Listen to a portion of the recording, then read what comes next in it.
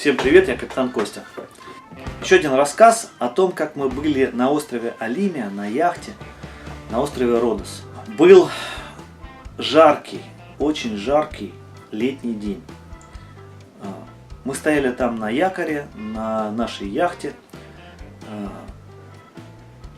Для того, чтобы приготовить ужин, один из наших друзей выдвинул предложение: давайте сделаем большой костер и на костре пожарим мясо, сделаем суп харчо. На что, естественно, все согласились. А что мы все время жарим на газовой плите на яхте? Давайте устроим пикник на берегу. Но, к сожалению, никто не подумал о том, что в это время в Греции была великая засуха. И в это время за разжигание костра на любой территории Греции полагался штраф 10 тысяч евро. Мы об этом не думали. Мы посмотрели, что мы сможем обеспечить безопасность, остров не сгорит. Мы свистнули детей.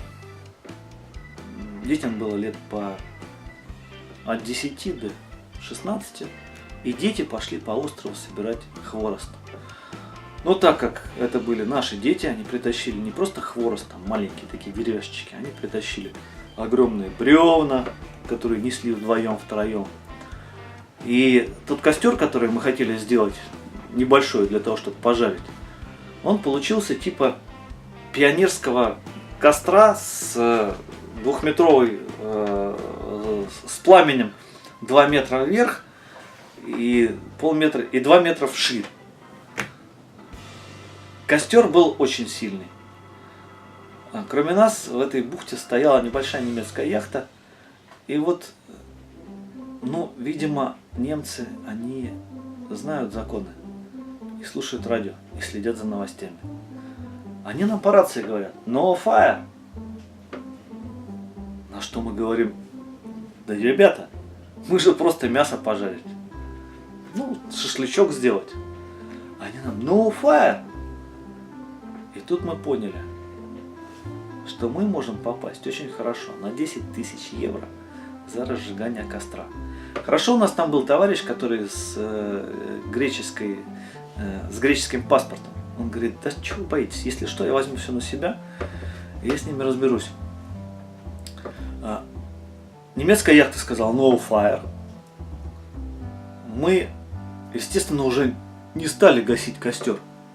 Как же, уже угли есть, все есть. Что мы сделали? Мы отправили детей на северную оконечность острова и на южную с биноклями. Даже больше того, не с биноклями, мы дали детям подзорную трубу, значительно больше, чем у Джека Воробья, и отправили детей наблюдать за патрульным катером, который придет, если немцы вызовут подмогу. Дети лежали в укрытиях и смотрели за любой приближающейся лодкой. У них были рации. И по рации они нам докладывали, что мимо проходит яхта или мимо проходит сухогруз. А тем временем мы жарили свое мясо и делали суп харчо.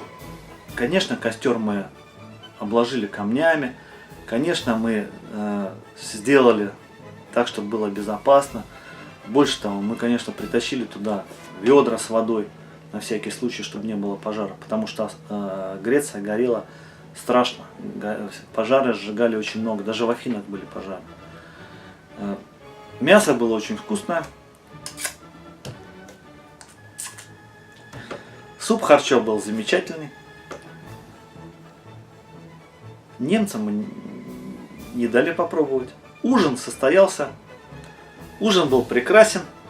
Подписывайтесь на мой канал. Всем привет, я капитан Костя. Увидимся в новых сериях.